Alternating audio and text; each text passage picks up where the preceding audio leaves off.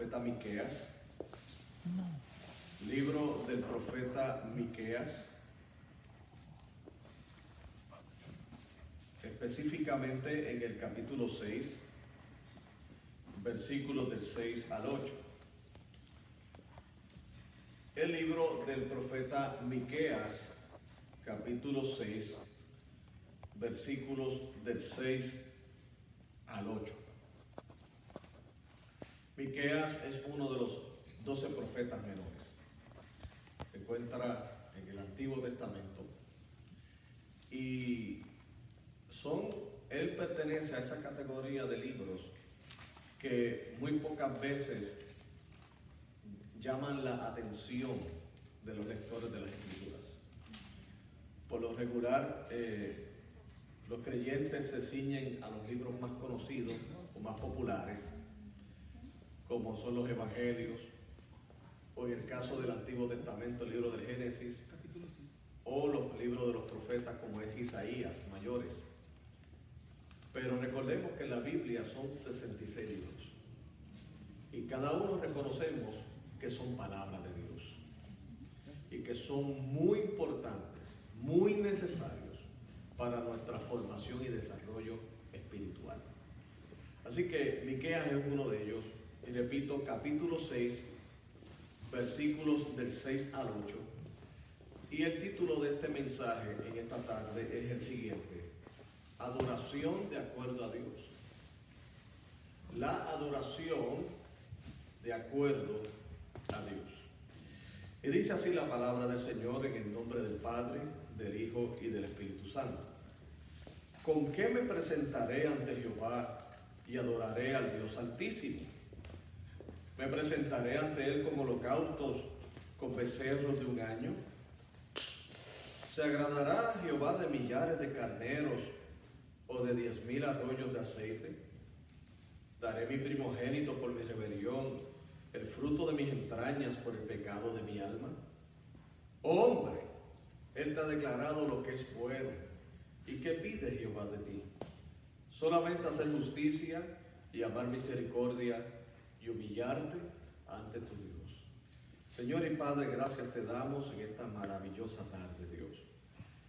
Gracias, Padre, por la libertad que nos das, Señor, por tu Espíritu y por el lugar en que residimos, Señor, en el cual todavía gozamos de una libertad religiosa, Señor. Así que sin ningún tipo de impedimento, Señor, podemos proclamar que tú eres el Rey de Reyes y el Señor de Señores. Podemos proclamar tu palabra revelada. Podemos instruirla, Señor. Y sobre todas las cosas, Padre, podemos, Señor, evangelizar y llevar la misma a otros. Así que, Padre, gracias, Señor. Y mi Dios, reconocemos que esta misma libertad otros hermanos en el mundo no la tienen, Señor. Así que permite, Dios, que, Señor, nosotros la aprovechemos al máximo, Señor, para glorificarte y para, Señor, poder ser instrumentos tuyos en la expansión de esta obra. Así que, Padre, nos disponemos a escuchar la misma en este momento. Tú eres quien abre nuestros corazones para recibirla, nuestros oídos, Señor, para poder no solo estar atentas y comprenderla, Señor. Y, Padre, que la misma, Señor, como siempre, cumpla el propósito por el cual ha sido enviada, y es la de glorificarte a través de nuestra vida. Gracias, mi Dios, y a ti sea la gloria por siempre, en el dulce nombre de Jesús. Amén, amén, amén. Adoración es uno de esos conceptos o temas que muchos creemos conocer y dominar, pero sin embargo es todo lo contrario. Adoración viene a ser uno de esos conceptos como lo que es política, en algunos casos, que muchos creen que conocen política. O como es el caso también de lo que es la religión y la teología, que muchos creen que saben teología. Cuando usted está en una barbería, o está usted en una sala de espera, o en una oficina de un médico esperando a que la atiendan, pues casi siempre pues salen estos temas a relucir, y que muchos expertos hay en esa área. Claro, son expertos en sus propias mentes, ¿verdad? Y así mismo sucede con la adoración. La adoración pues asumimos que conocemos. Pero si nosotros queremos tener un concepto correcto de lo que es la adoración, pues lógicamente tenemos que ir al autor de la adoración. Porque la adoración no es una invención del hombre. Solamente eso se da en las tribus, ¿verdad?, paganas y en las civilizaciones que no conocen a Dios, que ellos desarrollan sus propios dioses. Ellos desarrollan sus propias creencias. Y ellos desarrollan sus propios ritos. Así que por lo tanto, dentro de ese contexto, ellos son los creadores de la adoración.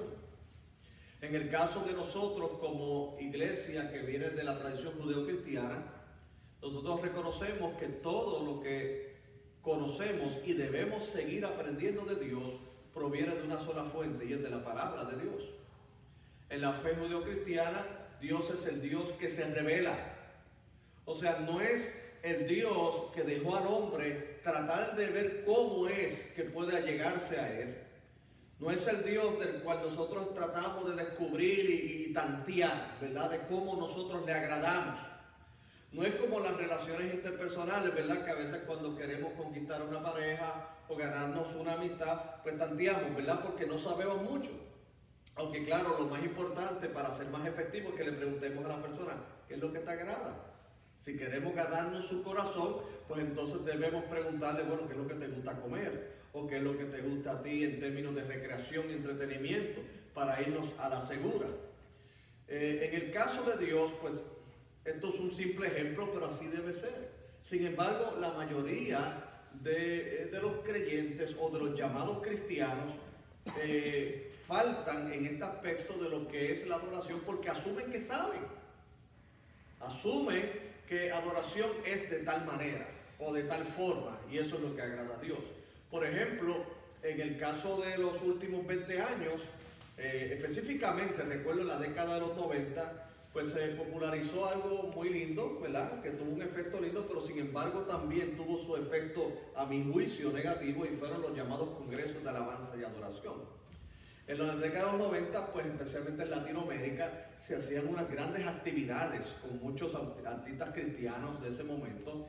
Y sí, en el aspecto positivo, pues se le daba, el propósito era crear una conciencia de que los cánticos que se daban en las iglesias no debían ser de la manera formal o rígida como lo fue en otros tiempos y en algunas tradiciones históricas de iglesias evangélicas, sino que debía ser más espontánea, más viva, utilizando inclusive algunos ritmos que eran diferentes a nuestra cultura.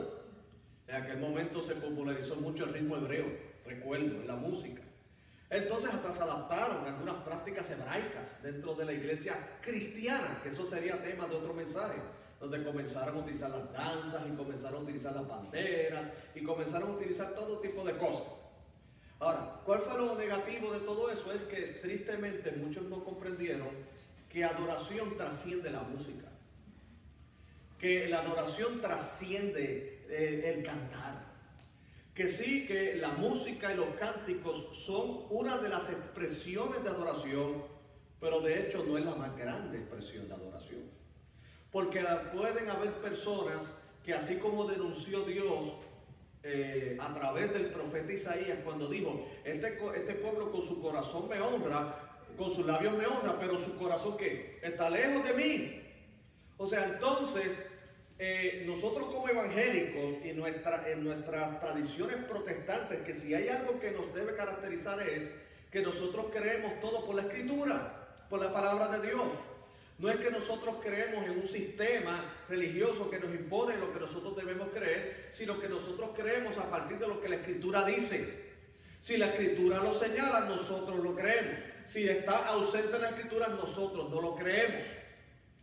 Entonces, pues se llegó a ese tipo de pensamiento de creer que solamente había adoración si había música. Entonces, por lo tanto, si no había música, no había adoración, muy lejos de la realidad bíblica. Por otro lado, también se llegó hasta el otro extremo de pensar que a través de la música tú derrotabas demonios. O sí, llegaron a decir, a diseñar algún tipo de teología donde decía que el músico, que por ejemplo el baterista que utilizaba bien sus instrumentos, cada vez que daba un platillazo, salió un demonio por la ventana de la iglesia. Ahora, lo interesante es que hacía un demonio en la iglesia. Luego decían que aquellos que tenían la habilidad y el talento de cantar podían hacer una especie de batallas espirituales que se daban en unas dimensiones desconocidas y en unos niveles espirituales.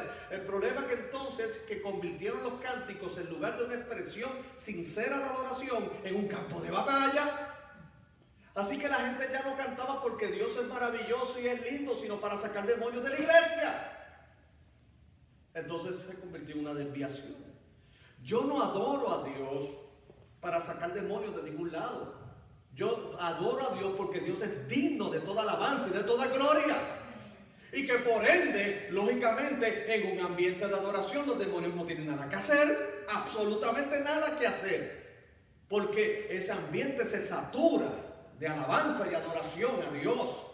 Nuestra motivación para adorar a Dios no es para, como ocurre en la oración, que la gente dice, bueno, yo voy a orar porque necesito una esposa, yo voy a orar porque, o me voy a congregar porque necesito un trabajo. Sí, que bueno, Dios provee esas cosas, Dios da ayuda idónea a los hombres que están solos, también le da buenos esposos a las damas que están solas, Dios le provee de trabajo. Pero la razón por la cual mayormente usted tiene que estar en esta tarde aquí es porque usted ama a Dios, porque usted adora a Dios, porque usted es agradecido y agradecida a Dios. Y todo lo demás vendrá por añadidura, mi hermano.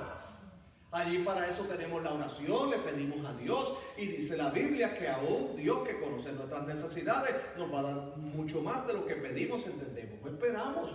Porque Dios es un Padre amoroso que nos cuida. Así que tenemos que tener la adoración dentro de la justa perspectiva bíblica, teológica. ¿Por qué? Porque nosotros no somos una fe que estamos huérfanos de la revelación de Dios, sino al contrario, antes de que usted y yo naciéramos estaba la palabra de Dios. Y después que usted y yo partamos de este mundo, la palabra de Dios seguirá, porque la palabra de Dios permanece ¿para cuándo? Para siempre. Entonces, si yo quiero adorar a Dios en espíritu y en verdad, como bien le dijo Jesucristo a la mujer samaritana en el capítulo 4 de Juan, pues entonces debo conocer qué es lo que Dios me dice a mí, o lo que Dios pide de mí en cuanto a lo que es adoración. Así que adoración en su definición más simple es nuestra expresión de agradecimiento y sacrificio por las bondades de la divinidad, en este caso que es Dios. Ahora, en el caso de la Biblia, es que lo que queremos aprovechar en el tiempo que tenemos a nuestra disposición, que aunque es un tema más abarcador y lo cubriremos en más detalles en otras exposiciones, sin embargo nos vamos a ceñir a este pasaje para hablar de lo que yo llamo adoración de acuerdo a Dios.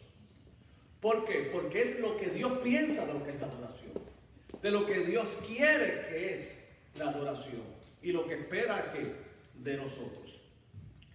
En el libro del profeta Miqueas, que como le dije pertenece a la categoría de los profetas menores, que comprenden 12 libros en el Antiguo Testamento, son profetas menores no porque eran niños cuando escribieron, ni tampoco porque eran de menos experiencia, sino porque la extensión del libro son más pequeñas comparados a Isaías, Jeremías, Ezequiel y Daniel, que son los profetas mayores.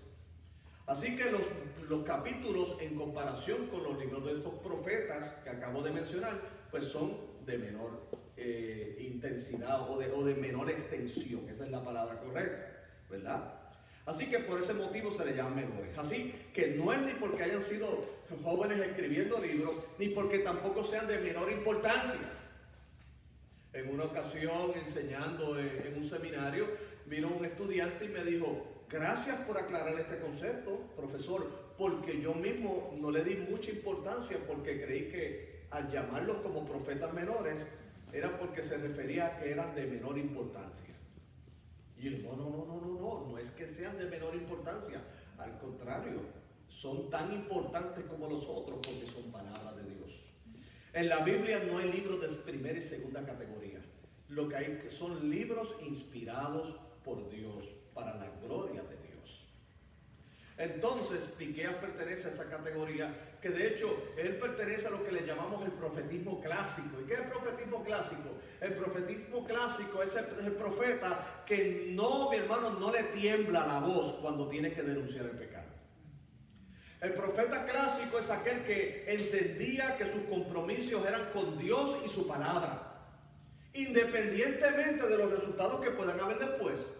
Porque entendamos que la mayoría de los profetas clásicos murieron apedreados, muchos de ellos.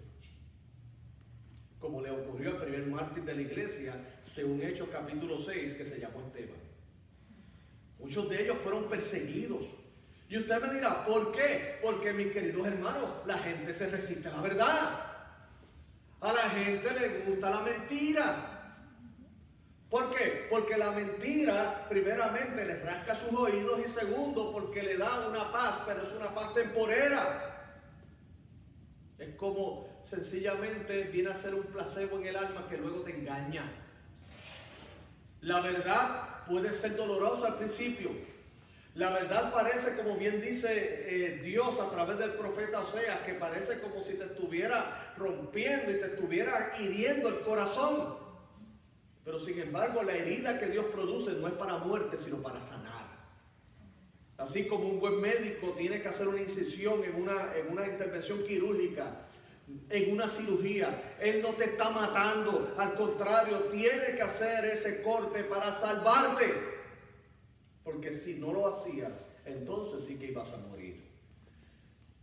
Pero en ese tiempo, como en el día de hoy, hermano, la gente no le gusta la verdad.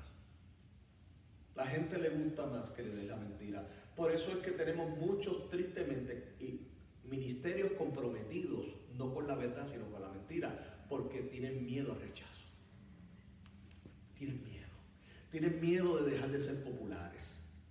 Tienen temor de dejar de ser aplaudidos por la gente. Pero, mis queridos hermanos, debemos reconocer que nuestro aplauso viene de los cielos. Que nosotros, como dijo un gran predicador, Charles Spurgeon, yo predico como si estuviera aquel que nos dio la vida sentado en el primer lugar de la iglesia. De manera que aunque los demás rechinen sus dientes, Él diga, buen siervo, continúa predicando. Y esa es nuestra función, y no solamente desde el púlpito, en sus áreas laborales, cuando usted comparte el Evangelio.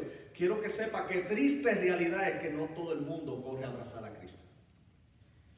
Pero tampoco se me ponga negativo, porque hay otros que lo harán. Hay otros que van, aunque le hiera esa palabra, ellos van a venir a los pies de Cristo, porque Dios está trabajando con sus vidas. Los profetas de ese tiempo fueron atacados, pero tenían que decir la verdad. Se les llama profetas clásicos porque, a diferencia de lo que se llamaba el profeta cortesano era el profeta que estaba en las cortes. Eran los que estaban cerca de los reyes. Y esos profetas tenían la tendencia de ser corruptos. ¿Usted sabe por qué? Porque cuando el profeta clásico decía tanto al rey, te tienes que arrepentir, y al rey no le gustaba, el profeta de la corte decía, no, él está mal, tú también, usted no ha hecho nada malo. Usted está bien, no se preocupe. Eso es Miqueas, eso es Abdías, eso es Jeremías, esos son gente loca. Ezequiel, eso es un esquizofrénico, no haga caso a él. Entonces el rey decía, ay, gracias por decírmelo. Pero ¿qué sucedía? Que Dios, y eso sería tema también para otra exposición, en el libro del profeta Jeremías, Dios denuncia a esos falsos profetas. Y les dice, yo nunca estuve en el secreto, ni tampoco les hablé a esos hombres. Están predicando mentira. Porque en lugar de hablarle la verdad al pueblo, ellos le están dando lo que ellos quieren escuchar, no lo que necesitan escuchar. Pero Miqueas se une a ese gran grupo, como lo fue Oseas, como lo fue Jonás, como lo fue también Nahum, como lo fue Zacarías, como lo fue Habacuc, que predicaron conforme a la verdad de Dios. Y aquí en el contexto, pues el pueblo de Israel, a quien va dirigido primariamente este mensaje, presentó las mismas circunstancias parecidas a los que vimos en el profeta Malaquías y en otros profetas. ¿Y cuál era la situación? Que la vida espiritual de Israel había caído en tradiciones, en ritos. Óigame, lo interesante es que si alguien hubiera sido muy superficial y hubiera visto a Israel, hubiera dicho, pero ¿y por qué los profetas los denuncian tanto? ¿Por qué los profetas continuamente están machacando en sus vidas que tienen que ser honestos delante de Dios si ellos no faltan al templo? Mira, ellos están ofreciendo animales. Mira, ellos están ofreciendo sacrificios. Mira todo el aceite que ellos llevan. Óigame, este profeta está mal si estos hombres son bien espirituales. Pero recuerde algo, es como bien Dios dijo a través del profeta cuando fueron a ungir a David. No mires lo que el hombre mira, porque el hombre mira lo que está delante de sus ojos. Dios mira que el corazón. Tú podrás ver a alguien que aparenta ser muy piadoso, aparenta ser muy consagrado, pero déjeme decirle que es Dios el que ve el corazón. Nosotros apenas estamos muy limitados. Así que el propósito de esta exposición esta tarde es que podamos entender primeramente a partir de la palabra de Dios, que es la adoración, y segundo, que podamos nosotros mismos primeramente aplicar estos principios a nuestra vida para no dejarnos y caer en el error de pensar que la práctica, el ejercicio externo es lo que a Dios simplemente le agrada. El evangelio de tapa a tapa es: Dios busca el corazón del hombre. Y por ende, lo que hay en el corazón se va a manifestar en el externo. Pero Dios nunca ha avalado la hipocresía. Nunca. A diferencia de otras expresiones religiosas donde, de acuerdo a sus concepciones, ellos pues se inventaron ese Dios y ellos lo adoran como quieran y olvídense y luego siguen viviendo como ellos quieren. Dios mismo dice: no, así no es. Porque en este contexto, en los versos que acabamos de leer, Dios mismo a través del profeta hace unas expresiones que, le voy a decir algo, ¿saben qué es lo interesante aquí? Que el mismo Dios está denunciando unas prácticas de ellos que el mismo Dios había prescrito que ellos las hicieran. Y me explico. O sea, en el verso 6, el Dios mismo a través del profeta dice: bueno, ¿con qué me presentaré ante Dios y adoraré al Dios Altísimo? O sea, ¿cómo? Me presentaré ante Él con holocaustos y con becerros de un año. Déjeme decirle que había una prescripción en el Antiguo Testamento que el adorador se presentara con ellos. Claro que sí. Después dice: se agradará Dios de millares de carneros o de 10,000 arroyos de aceite. Que de hecho esto es una hipérbole, porque 10,000 arroyos de aceite estamos hablando de algo, hermano, increíblemente grande. Esto es una hipérbole para darle fuerza al argumento que se está presentando. Dice: se agradará Jehová de millares de carneros o de 10,000 arroyos de aceite. O sea, sí, en la adoración del pueblo de Israel estaba llevar aceite en sus sacrificios, en sus expresiones, llevar unos carneros. Ahora, la otra parte del versículo es mucho más extrema, que no estaba prescrita por Dios, pero sin embargo sí lo hacían las religiones paganas, como lo que era la adoración a algunos dioses como Moloch y todas esas cosas. Donde dice entonces: daré mi primogénito por mi rebelión, el fruto de mis entrañas por el pecado de mi alma. O sea, ya está yendo a un punto más exagerado diciendo: bueno, Dios se agradará de todos los aceites que tú le puedas dar. Dios se agradará de todos los holocaustos que tú le puedas dar. Dios se agradará de todos los carneros, hasta inclusive si tú das tu primogénito, o sea, tu hijo. Que el único caso que vemos que Dios solicitó ese asunto fue en Abraham. Pero la Biblia dice que fue para probarle, porque él mismo impidió que el cuchillo descendiera al pecho de su hijo. Entonces él dice: con eso es que nosotros vamos a adorar a Dios. Eso es lo que yo pido. Y es interesante, mis queridos hermanos, porque vuelvo y le digo, aparte de esta última que presenta, todo lo demás sí, los carneros, el aceite. ¿Y cuál fue el problema de Israel? Que había caído en algo muy superficial. Y luego en el verso 8 dice: hombre, este ha declarado que es bueno. O sea que él está diciendo: ustedes no son ignorantes de lo que yo les voy a decir a continuación, ustedes lo saben. ¿Y qué pide de Jehová de ti? Solamente hacer justicia, amar misericordia y humillarte ante tu Dios. Lo primero que tenemos que ver en nuestra exposición es lo que primeramente la adoración no es. Lo que no es. De acuerdo a Dios. Y de acuerdo a Dios, la adoración no son expresiones externas vacías. ¿Okay? La adoración que a Dios le agrada, repito, no son expresiones externas vacías. ¿A qué me refiero con esto? Bueno, cuando él hace estas preguntas retóricas que dice, ¿con qué me presentaré ante Jehová y adoraré al Dios Altísimo?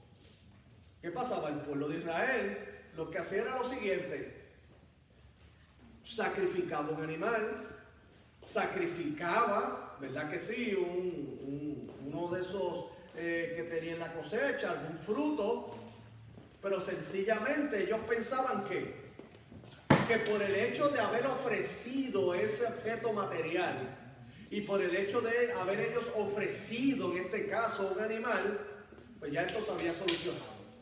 Entonces ellos habían ofrecido el mejor carnero, sí habían ofrecido el mejor aceite, sí habían ofrecido el mejor holocausto, pero sin embargo cuando salían del templo seguían oprimiendo al desventajado como el pobre, seguían siendo injustos a nivel social, seguían practicando adulterios, seguían practicando inmoralidades. Los ricos oprimían y abusaban y exprimían a los pobres. Entonces Dios mismo decía, bueno, pero espérate, ven acá. Ustedes se sienten muy complacidos por lo que han traído materialmente, pero sin embargo sus vidas están completamente alejadas de mí. Cuando venía ahora de regreso de Utah, pues tenía mucho tiempo para leer. Más que en el avión que vine, pues no me dieron ni para jueguitos. Oye, por lo regular, en los aviones pues te dan como unos juegos y unas cosas y unas películas. Oye, ahí me fui a pulso. Nada de eso. Entonces, como de ida, pues me encontré esa situación, pues allá tuve la oportunidad de ir a una librería cristiana, compré un libro y me lo llevé al avión. Y el libro precisamente estaba hablando de las situaciones sociales que ha habido en los Estados Unidos. Y uno de los casos que estaba hablando el autor era cuando tristemente las injusticias sociales son llevadas a cabo por aquellos que supuestamente creen en Jesucristo. Él dice que ese es el peor delito social. ¿Por qué? Porque hay una mala representación de quién es Jesucristo. Él cuenta en el libro que su padre, en los tiempos que estaba esto muy ardiente del racismo aquí en la nación norteamericana, su padre, a los 14 o 15 años, lo acusaron de haber robado unas ropas en la lavandería. Apenas teniendo 14 o 15 años. Inmediatamente que el hombre lo acusó, la policía, sin preguntar, inmediatamente entraron a macanazos a ese muchachito, por poco lo matan. El asunto es que la mamá, en desesperación, ella era la sirvienta de un hombre blanco. El hombre blanco escuchó lo que estaba hablando la señora y fue entonces a la comisaría y fue, a preguntar qué pasó con él. Y ellos dijeron, no, es que este jovencito se robó unas ropas de la lavandería. Cuando el hombre que la mamá de él había llamado le dice, pero es que este muchacho primero no pesa ni lo suficiente para cargar tanta ropa. Segundo, ¿para qué la quería? Y tercero, no hay evidencia. Pero resulta que fue que alguien de los que robó esa ropa era alguien blanco de la sociedad, que era un alto líder cristiano. Y nadie le hizo nada a él. No lo tocaron. Liberaron al joven, pero ya el joven estaba muy lacerado, muy lastimado. Y ese joven, que era su papá, dice el autor del libro que a los 16 años, 17, él fue a un sitio donde reclutaban para la guerra. Y él mintió en su edad para él ser reclutado. Cuando luego le investigaron y le dijeron, oye, tú mentiste, tú eres menor de edad, tú no puedes ir a la guerra. Y él le dijo, por favor, déjame ir a la guerra. Yo prefiero estar en la guerra y defendiendo la patria. Yo creo que yo estoy más seguro entre balas allí que entre blancos cristianos acá. Me sacudió el corazón cuando escuché eso. El reclutador lo que hizo entonces fue que le aceptó la mentira y dijo, mira, vete al ejército. Dijo, pero esta expresión del libro dijo, prefiero exponer mi vida por la patria porque creo que estoy más seguro recibiendo balas allá que estar entre cristianos blancos. Eso fue en la década, creo, de los 50, 40, 50 más o menos. Entonces, ¿qué es lo que puede llevar al corazón de una persona supuestamente adoradora a engañarse? Y poder decir, bueno, yo lo que hago en la iglesia es correcto y eso como que me da a mí una licencia o me da una autorización para ser injusto. O no solamente para ser injusto, lo peor de todo es que no tengo conciencia de la maldad que estoy llevando a cabo. O sea que mi vida no está adorando ni glorificando a Dios y yo no tengo ningún tipo de conciencia de lo que está ocurriendo. ¿Usted sabe por qué? Porque cuando es simplemente la adoración se restringe a expresiones externas, eso es lo que ocurre. Lo que tenemos es una sociedad de religiosos, no de nacidos de nuevo. Gente que sí cumple con sus oficios eclesiásticos, sí que aparentemente son moralmente aceptables a nivel social, pero su corazón no ha sido regenerado, su corazón no ha sido cambiado, su corazón no ha sido transformado. Entonces el mismo Jesucristo lo que está buscando en nuestra vida es el corazón. El pueblo de Israel en el contexto de Miqueas, ellos hacían los sacrificios, pero sin embargo todo era una apariencia, era una superficialidad. De hecho, uno de los profetas menores, el libro de Oseas, en el capítulo 6, verso 6, hace una denuncia muy parecida a ella. Porque esto fue un problema de mucho tiempo en Israel. En Oseas capítulo 6, verso 6, mire lo que dijo el Señor, escuche bien. Porque misericordia quiero y no sacrificio, y conocimiento de Dios más que holocaustos. Sin embargo, quiero que recuerden, los holocaustos los prescribió Dios. Pero ellos dañaron la cosa. Usted sabía algo, mis queridos hermanos. El mismo Señor en el libro del profeta Isaías, en una sección dice, ya yo no quiero más sus cultos, ni quiero más sus servicios porque me cansan. Es como si Dios nos dijera a nosotros, y Dios nos guarde de eso. Lo que ustedes hacen los domingos en la tarde ya me cansa. Y tú dices, ¿qué? Pero Señor, nosotros estamos haciendo, nos congregamos. Sí, pero el problema es que ustedes no se congregan para crecer. No cambian. Entonces les voy a decir algo. Dios no es glorificado porque haya más iglesias nominales. Dios es más glorificado donde hay más creyentes genuinos, consagrados a la gracia de Dios. Eso es lo que se glorifica. Mire, puede haber un lugar donde a nivel estadístico digan, mira que muchas iglesias hay en ese sector. Sin embargo, hay muchas iglesias en ese sector, pero la criminalidad no ha bajado, los índices de adulterio no han bajado, los índices de inmoralidad no han bajado. Y tú dices, bueno, ¿qué está pasando allí? Bueno, ¿qué está ocurriendo? Que muchos con sus labios le honran, pero su corazón se fue. Porque, hermano, en una comunidad donde abunden iglesias, algún cambio social tiene que estar ocurriendo. Algo tiene que estar ocurriendo. La sal, somos la sal de la tierra, somos la luz del mundo. Algo bueno tiene que estar pasando. La sal, usted sabe que no solamente es cuestión de sabor, es que también detiene el avance de la corrupción. Porque la sal, cuando se utiliza en las carnes, antes, cuando no existían lo que son los que llamamos las neveras, los refrigeradores, la sal se pone en la carne para evitar la corrupción, o sea, que se vaya descomponiendo. Entonces, nosotros que somos sal, se supone que si somos una mayoría en un sector, óigame, la maldad se tiene que ir aguantando un poquito, porque es que somos sal. Pero ¿qué ocurre? El problema es que hay mucha iglesia, posiblemente en muchos sectores, pero no somos sal. ¿Y qué dijo Jesucristo con la sal que no sirve? Solamente es útil por una cosa, para que la gente la pisotee. Y es que, según dicen algunos, en esos tiempos la sal que no servía ni para sazonar, ni servía para, no tenía ya las propiedades para evitar la corrupción, pues la gente lo usaba como asfalto. Y después, pues vamos a pisarla. Israel, el pueblo, cayó en esto. Se recuerda en una ocasión que el mismo Jesucristo vio una higuera. Y la higuera tenía toda la apariencia externa como que iba a tener fruto.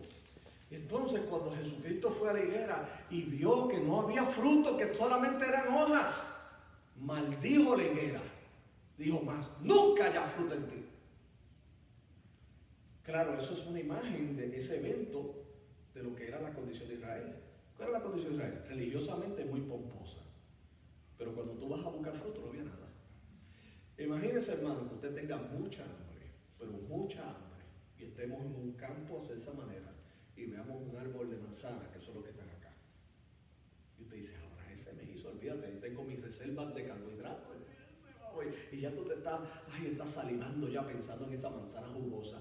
Y tú dices, no, y tiene como que de lejos se ve que tiene todas las condiciones de fruta. Mira, debe haber unas manzanas extra grandes, super large, tipo Costco y Sam's, algo grande. Y qué decepción que cuando tú llegas, mira, y tú dices, ay Dios mío, eran apariencias nada más.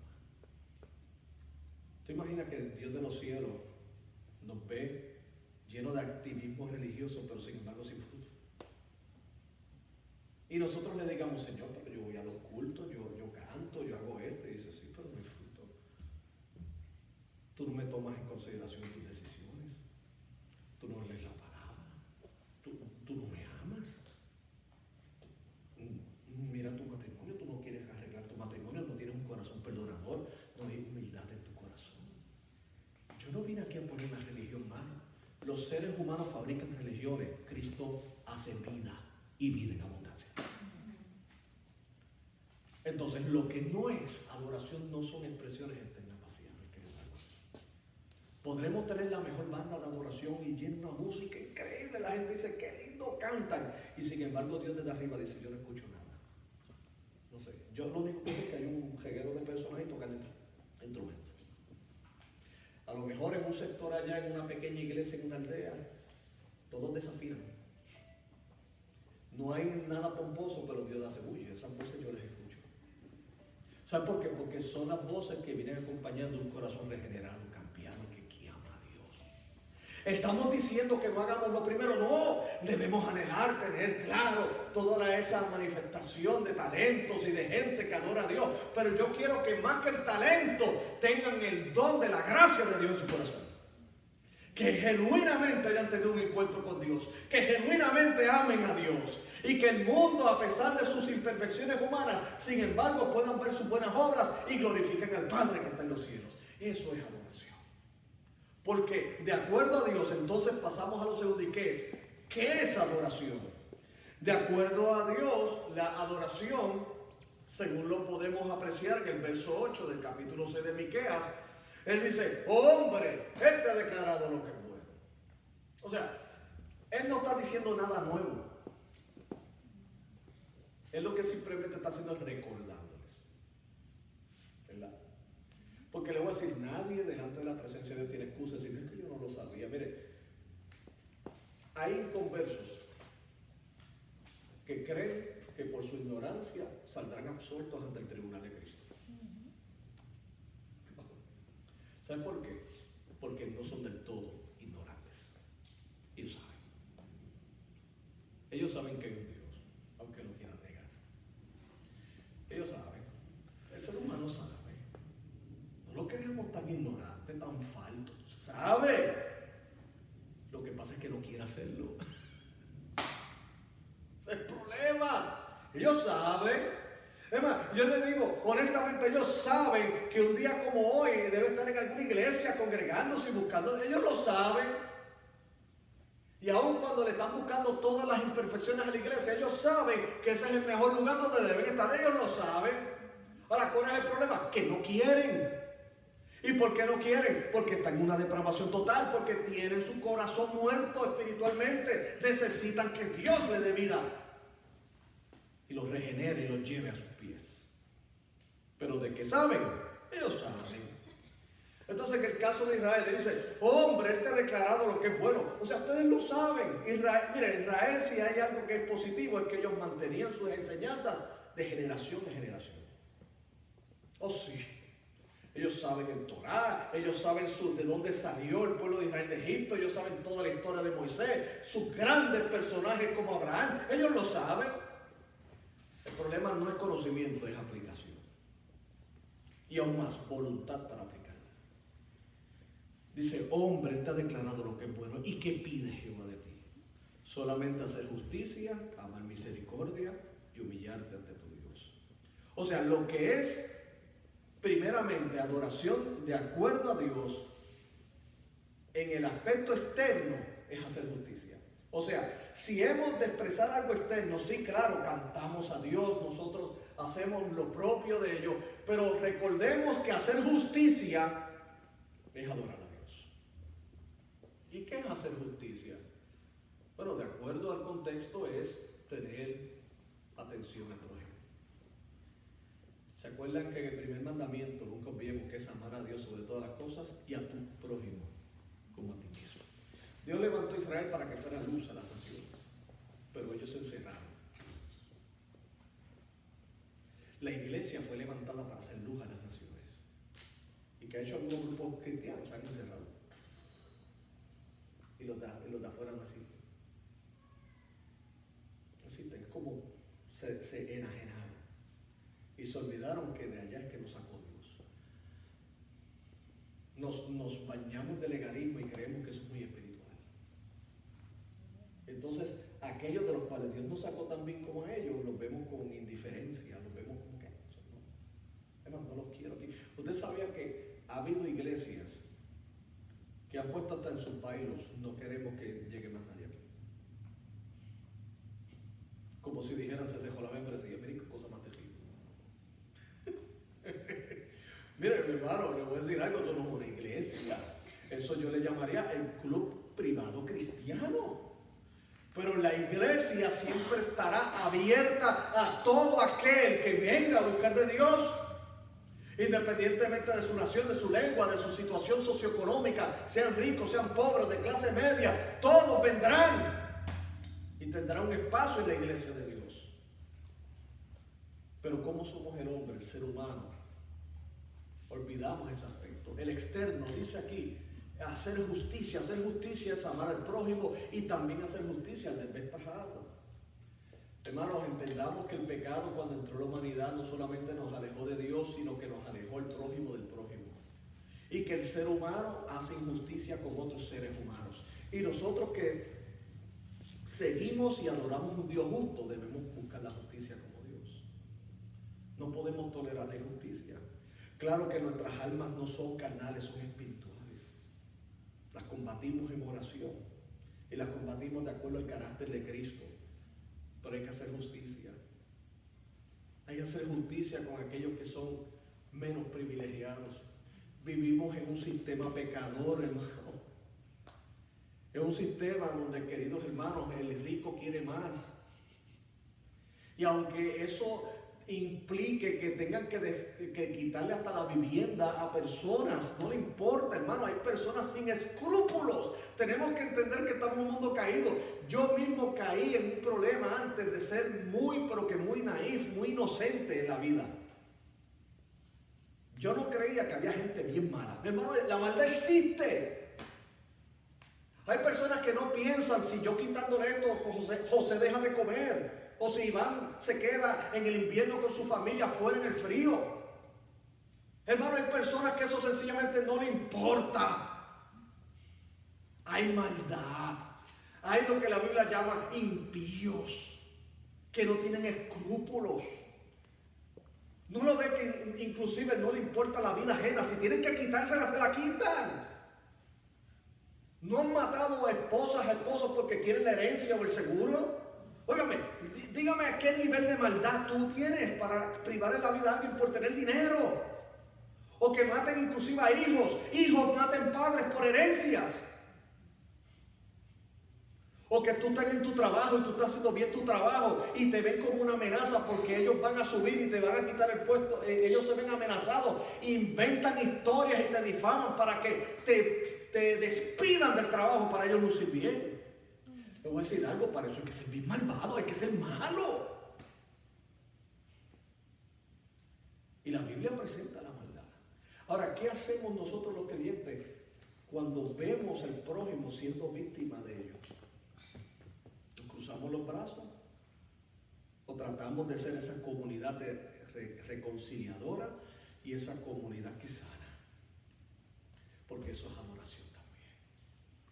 Ver a aquel durmiendo en invierno bajo un puente y verlo temblar de frío y no darle lo que necesita.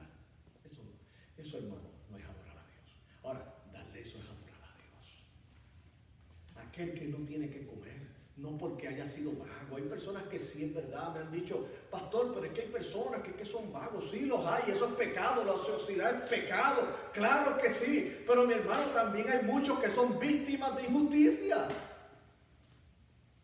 Su único delito es hablar español. Se lo digo de verdad. O su único delito es el color de su piel. O el único delito es que no es del partido del otro. O su único delito es, no sé, póngale el sello que sea. El pecado está. ¿Y qué hacemos en la iglesia? Lo que hizo Jesucristo. Debemos encarnar el sufrimiento. Eso es adoración también. Bendito sea el nombre del Señor. Es adoración. ¿Qué usted me dice de ese pastor que usted oró y usted aportó en ofrenda, que le dio un riñón a un hermano de su iglesia? ¿Qué es eso? Lo fui a ver allá, lo encontré. El joven que recibió ese riñón me decía, pastor, esto es increíble, yo jamás había visto esto. Familiares no le habían dado el riñón y su pastor, de 30 años de edad, con toda una vida por delante, dijo, si mi riñón es compatible, se lo voy a dar. Era compatible y se lo dio. Oh, qué enseñanza. A mí eso ha sido una enseñanza de desprendimiento increíble. Porque, hermano, es a algunos y hasta soltar un billete de 20 le duele, imagínate. Sin embargo, no es soltar un billete de 20, le duele un riñón. Que si él se le daña el único que queda, también queda frito. Se sometió a un proceso quirúrgico. Y yo le preguntaba, ¿y nunca hubo un momento en que pensaste en que estabas haciendo una locura? Y me dijo, yo no dejé que ese pensamiento me dejara. Lo único que yo dije, Señor, lo único que yo pensaba, Señor, yo quiero bendecirlo a él. Yo quiero que tenga una vida, una calidad de vida. Y si mi riñón es lo que le puede dar la vida, yo se lo voy a dar. Qué enseñanza, gloria a Dios. Hermanos, es un acto de adoración a Dios. ¿Habrá alguien que pueda cuestionarle a ese pastor si ama a Dios o no? Óigame, si lo hace debe ser Lucifer. ¿Habrá alguien que le pueda decir a ese pastor, oye, tú no amas a tus ovejas? ¿Habrá alguien que le diga a ese pastor, óigame, pero usted no es desprendido? No, yo creo que ha tapado todas las bocas del infierno. Porque ha dicho, yo amo a Dios. Dios es bueno. Y la adoración como un acto externo es hacer justicia y ser de bendición a los demás. Recordemos que el mismo Jesucristo le señaló a los fariseos y a los escribas en el Mateo 23, cuando él mismo le dice a los discípulos, escuchen lo que ellos dicen, porque lo que dicen es bueno, pero no hagan como ellos, porque ellos dicen y qué, y no hacen. O sea, en otras palabras, ¿a qué? No adoran. No son adoradores. Lo segundo es que lo que sí es la adoración de acuerdo a Dios es no solamente lo externo, sino también el interno. Dice, amar ¿qué? Misericordia. Amar misericordia es una disposición del corazón. Y esto solamente lo produce Dios. ¿Yo? Esto no sale en un terreno lleno de caldos. No, esto no sale en un terreno lleno de piedras, como estoy utilizando la analogía de la parábola del sembrador. ¿Se acuerdan que habla de unos terrenos y uno era lleno de que la semilla cayó, pero esa cayó junto al camino y no echó raíces porque cayó muy superficial? Otra cayó, pero había caldos y la ahogó. Otras eran piedras, pero una cayó en buen terreno y esa dio fruto. Y le voy a decir algo, solamente un buen terreno produce una disposición del corazón que tiene que ver con amar misericordia. Amar misericordia es esa expresión donde Dios mismo dijo en la bienaventuranza, bienaventurados los quienes, los misericordiosos. Los misericordiosos son los que tienen compasión por la miseria, no solamente del prójimo, sino inclusive de sí mismo. Se ven a la luz del Evangelio, se ven a la luz de Dios. Amar misericordia es esa viuda que dio todo lo que tenía porque amaba a Dios. ¿Se acuerdan cuando el mismo Jesucristo tenía una manera didáctica de enseñanza de sus discípulos sumamente maravillosa? No solamente les enseñaba lo que tenía que ver con la información, también le daba como laboratorio, le llamo yo, para que pusieran en práctica. Más también les dio observación de casos. Usted sabe, aquellos que estudian sociología o estudian medicina, también le dan en educación, porque no solamente aprendan lo que es un órgano, sino que estén presentes en una operación y puedan también ver casos. Entonces el Señor mismo en una ocasión le dijo a los discípulos, ¿saben qué? Miren esa fila, están entregando ofrendas ahí. Mira eso, mira eso. ¿Y quién dio más ahí? Porque él vio que había unos que daban mucho dinero. Y entonces estaba esta mujer viuda que daba unas pocas monedas. Y él le dijo, yo quiero que usted me diga a mí quién fue el que dio más ahí. ¿Sabe lo que contestó la viuda? ¿Por qué? Porque aquello dio lo que le sobraba. Esta dio todo lo que tenía. ¿No se da cuenta, mis queridos hermanos, que cuando Dios obra misericordia, definitivamente se da en los lugares menos esperados? Amar misericordia es una disposición ¿de qué? Del corazón. Y tercero, y no menos importante, mis amados hermanos, es que la adoración no solamente es un acto externo de hacer justicia en términos de tener conciencia de nuestro prójimo, del desventajado, sino que también es interior, o sea, es amar misericordia, es algo que sale del corazón. Eso no lo podemos disimular. Lo que hay en el corazón no se disimula, o eres o no eres. Por eso al final de los tiempos, el mismo Señor dice que algunos le dirán, Señor, Señor. Y Él le dijo, nunca os conocí, hacedores de qué de maldad. Al final, para Dios no hay sorpresas, es para nosotros la sorpresa. Y más cuando muchos han creído un falso evangelio que les hace creer porque hicieron una profesión de fe y ya, y siguieron por ahí para abajo, no. Es cuando es una fe salvadora, genuina, implantada por el Espíritu de Dios.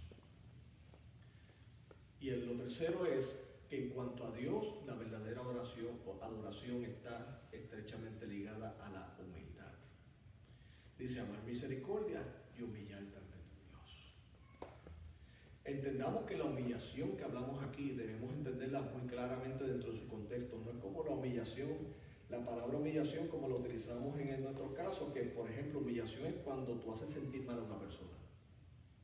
Aquí humillación tiene que ver con una actitud de humildad delante de Dios. Es una persona o es una vida que reconoce la gracia de Dios en su corazón. La humildad, yo le voy a decir algo, no hay nada que produzca más humildad que una muy buena comprensión de la gracia salvífica de Dios. ¿Por qué le digo esto? Porque hay dos maneras de que gente presenta el Evangelio, la errónea y la bíblica. La errónea es que yo me gano las cosas que tengo, yo me gané la salvación y por lo tanto Dios me debe. No te lo dirán abiertamente, pero sus actitudes evidencian eso. O sea, este de aquí piensa que él se ganó lo que tiene, no fue que Cristo lo ganó, sino yo me lo gané. Y a la verdad es que yo le estoy haciendo un favor a Cristo y le estoy dando muy buena reputación al Evangelio. Señor, ya tienes gente en el cielo porque yo te acepté. Entonces, eso es lo que produce un corazón de arrogancia, porque en su praxis cristiana, ¿entiendes? En su práctica cristiana, va a pensar que todo lo que recibe es porque se lo merece. Ahora está el otro, que es la gracia de Dios. ¿Qué me dice la gracia de Dios? La gracia de Dios me dice que precisamente todo lo contrario, yo no lo merezco. Pero sin embargo, Dios que es rico en misericordia, con el gran amor que nos amó, Cristo murió por mi la cruz. Yo no lo merecía. Y sin embargo, Dios por su gracia me cambió, me reveló el Evangelio, me llevó al arrepentimiento y reconozco que Jesucristo es el Señor y Salvador de mi vida. Y que por la gracia de Dios soy lo que soy, como dijo el apóstol Pablo. Y que la gracia de Dios es todo lo que yo necesito. Su gracia es suficiente que para mí. Entonces cuando yo me levanto todos los días, lo primero que le digo es, Señor, gracias, porque por tu gracia soy tu hijo por medio de la fe. Gracias, porque por tu gracia yo estoy en vida. Y cuando tengo comida en la mesa, yo digo, Señor, gracias, porque ni esto me merezco. Y cuando inclusive ayudo a alguien, no digo, Señor, mira qué bueno soy, sino digo, Señor, gracias por las buenas obras que tú preparaste de antemano. Gracias porque tú me has permitido ser de bendición para otros y yo no lo merezco, Dios. Gracias porque persevero en una iglesia. Yo no merezco estar ahí. Yo merezco estar perdido. Sin embargo, tú me has salvado. Eso es caminar con humildad delante de Dios. Reconocer que hasta mire, es respirar. Es porque Dios ha querido. Y yo no lo merezco. Porque si Dios dijese cosas que no hará, porque ya lo prometió, y Dios quitase el sacrificio de Cristo de nuestra vida y dijera, ahora como ustedes quieren salvarse por ustedes, ahora los voy a dejar así solitos. Les voy a decir honestamente, caemos fulminados ahora mismo. Pero usted sabe por qué no estamos fulminados. Porque se llama la gracia por medio de nuestro Señor Jesucristo. Por gracia somos salvos por medio de la fe, y esto no es de nosotros, pues es un don de Dios, no es por obras para que nadie se gloríe. Porque somos hechuras suyas, creados en Cristo Jesús para buenas obras, las cuales Él que preparó de antemano para que yo caminase en ellas. Entonces, caminar en humildad es caminar, vivir bajo el señorío de Dios.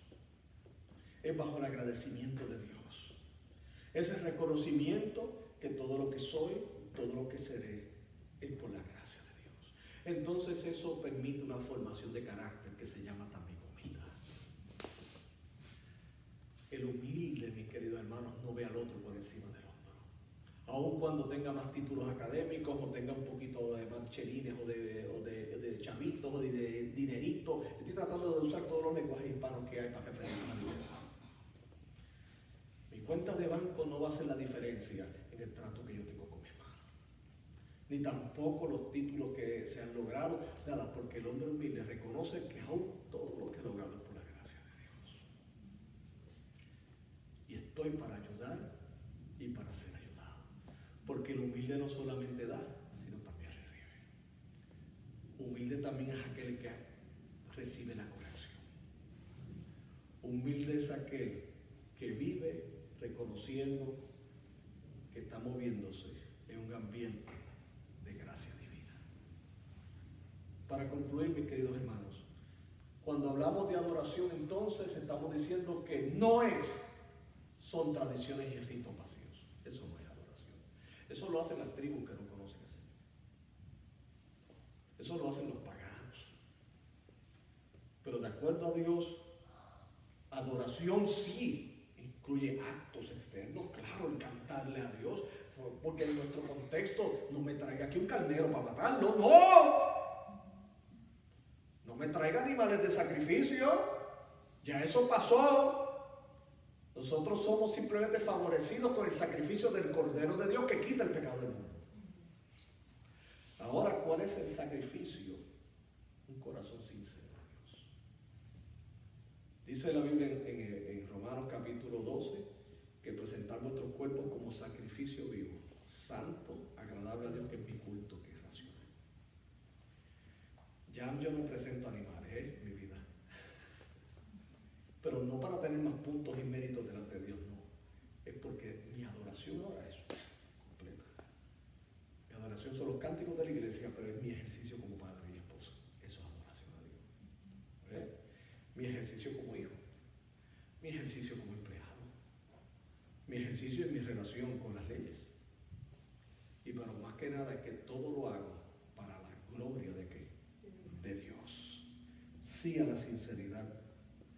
Sí a un corazón cautivado por la gracia de Dios. Adoremos a Dios en espíritu y en verdad, de Dios Jesucristo. A la mujer samaritana, ¿se acuerdan? Porque la mujer samaritana dijo, pero y no se adora aquí, porque en aquel tiempo estaba que los samaritanos adoraban en un lugar y entonces todo era, o se adora aquí, o ¿quién es mejor adorador? ¿El de aquí o allá? Y él dijo, no, esto no tiene que ver con un lugar, tiene que ver que los adoradores adorarán al Señor en espíritu, con el corazón transformado y fundamentados en la verdad de Dios. Que Dios nos permita vivir en la libertad gloriosa de los hijos de Dios, entendiendo que nuestro acto externo ha de manifestarse con el amor al prójimo, que viene de una adoración bien asimilada, de una muy buena teología bíblica en el interior que nos lleva y nos impulsa a amar misericordia. ¿Se recuerdan cuando el apóstol Pablo dijo a los corintios, que el amor de Cristo nos constriñe pensando esto, que si uno murió por todos, luego todos murieron, para que los que vivan ya no vivan para sí, sino para aquel que murió y resucitó por ellos. Y tercero, y en cuanto a Dios, Dios quiere humildad. En uno de los profetas dijo lo siguiente, que Dios buscó a alguien que sencillamente temblara ante su palabra, y que en ese es que le había fijado sus ojos. O sea, alguien que fuera humilde. Que Dios nos permita, porque Cristo nos dio el ejemplo, dijo, porque aprended de mí que soy ¿qué? Manso y humilde de corazón. Vamos a orar. Señor y Padre, gracias te damos en esta linda tarde, Dios. Gracias, Señor, por esta linda congregación, Señor. Gracias, Padre, porque todos los días, Señor, recuerdo, Padre, cuando llegamos a este lugar y lo que había, Señor, simplemente eran planes y la visión que tú habías puesto. Sí, y Dios, hemos visto a través de todos estos años cómo has venido añadiendo, Dios, para que lo que nació primeramente en tu corazón, Señor, y llevaste al nuestro y a la convención y a la Junta de Misiones, hoy se diera como una iglesia. Yo te doy gracias, Dios. Y Dios, Padre, gracias porque tú nos continúas enseñando tu palabra. Estamos plenamente convencidos que tu palabra es la verdad, Dios. Y Padre, ayúdanos, Señor. Perdona si en algún momento nuestro corazón, Señor, que sabemos que puede tener tendencias hacia la religiosidad y, Señor, irse hacia otros, Padre, a otros extremos, Señor. Sin embargo, Dios, tú has intervenido. Que nunca olvidemos, Señor, que la adoración es una expresión, Señor, que primeramente nace bajo el conocimiento de tu palabra revelada. Y, Señor, que se traduce no solamente en actos que te glorifiquen a ti, sino en bendición de nuestro prójimo, nuestro hermano. Señor, bendice a mis hermanos y hermanas aquí presentes. Gracias por ellos, Señor. Y gracias, Padre Dios, por sus vidas. Te pido que les bendigas, que continúes bendiciendo, Señor, los trabajos que tú les has dado, Dios, las familias que ellos representan, aquellos hermanos que no están hoy, Señor, con hermanos Génesis, el Señor, que se encuentra en la India. Bendícele, Dios, guarda su entrada y su salida, Señor. Los hermanos que no pudieron estar en esta tarde, bendícele, Dios, y gracias por esta tu iglesia. A ti sea la gloria por siempre, en el dulce nombre de Jesús. Amén.